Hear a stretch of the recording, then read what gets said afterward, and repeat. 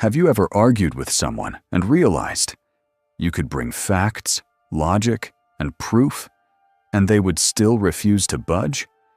That's because most arguments aren't battles of truth. They're battles of ego, and ego doesn't surrender to force. But Socrates understood something timeless.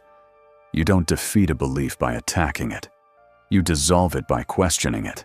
Today, I'll give you 5 questions, the core of the Socratic Method, designed to expose weak logic, reveal hidden assumptions, and turn loud certainty into quiet doubt.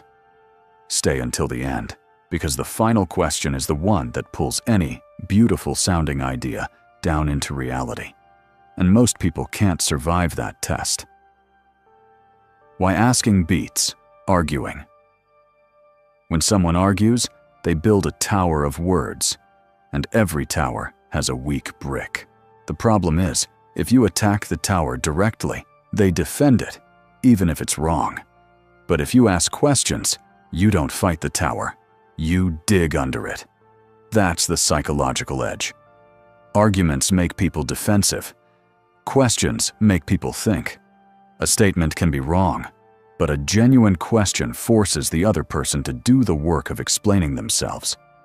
And when someone has to explain their belief out loud, they often discover they never truly examined it. Now let's get into the 5 questions. Question 1. How do you know that's true?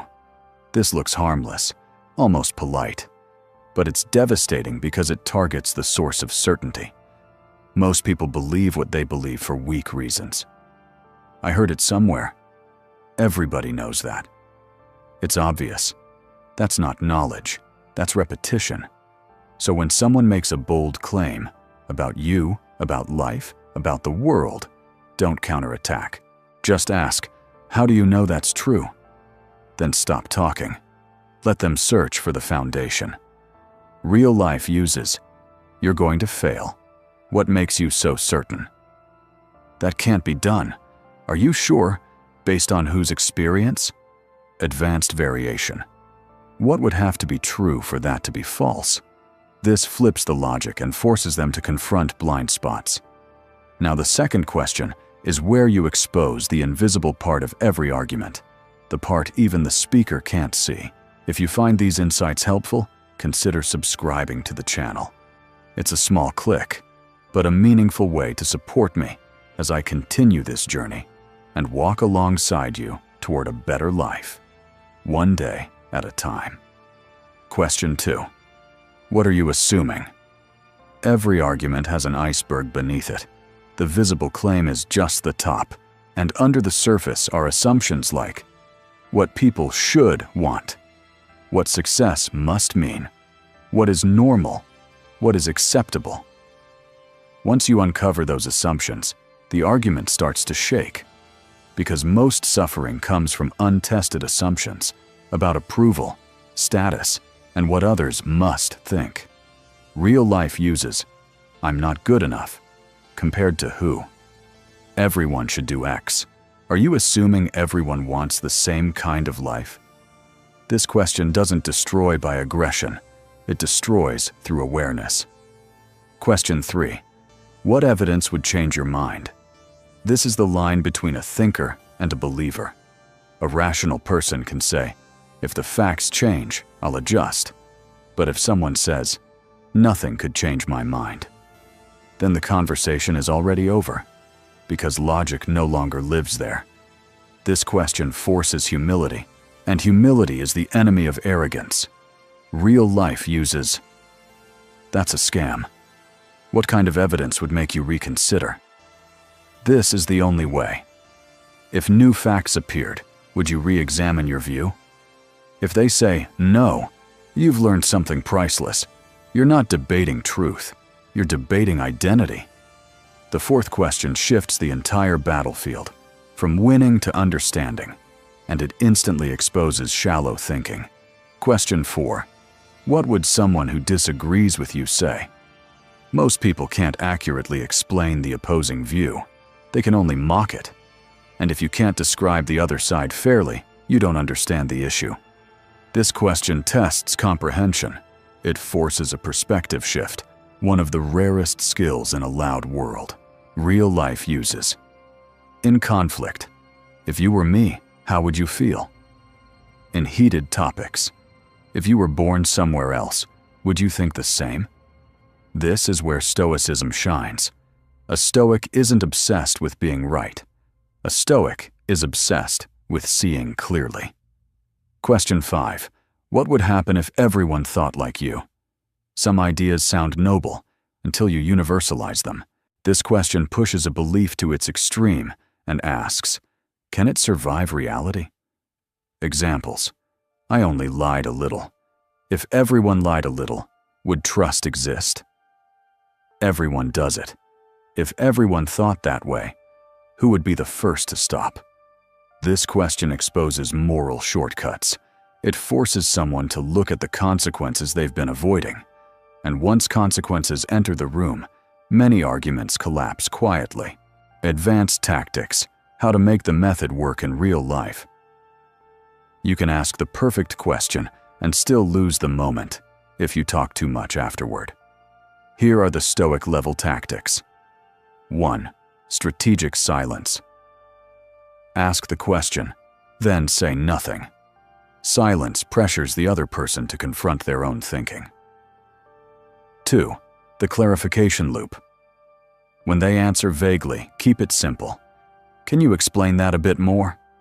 Repeat until they realize they don't fully understand themselves. 3.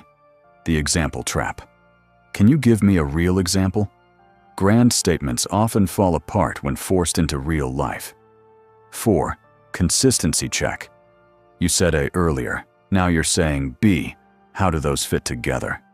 Contradictions are where weak arguments die. When not to use it. Stoic restraint. A true Stoic doesn't just know how to speak wisely, they know when not to. Don't use the Socratic Method. When someone is in pain and needs empathy. When the power dynamic will punish curiosity. Certain bosses, certain settings. When a fast decision is needed and analysis will stall action. When questioning will feel like judgment in a close relationship. Wisdom is not just what you do, it's what you refuse to do. Using it in modern life, simple examples. Work. Instead of commanding, ask, what risks do you see if we did the opposite? Sales. Persuasion. Don't push. Ask a future-based question that creates clarity. Parenting. Replace shouting with, what do you think happens if you do that again? Love. Don't ask to win, ask to connect. What do you need to feel heard right now? One honest question can do what 1,000 clever words never will. The ethical code. Don't become a manipulator. Questions are power, but power has a price. Use questions to humiliate someone, and you become dangerous. Use questions to awaken someone, and you become wise. Protect 3 virtues. Humility. You don't have all the answers. Sincere curiosity. Ask to understand, not conquer. Collaborative thinking. Dialogue over dominance. Guard against the 4 vices. Arrogance. Wisdom used to wound. Endless skepticism that builds nothing. The judge mindset that believes only you hold truth. Because the goal is not victory. The goal is clarity. Closing. The calm power of a Stoic.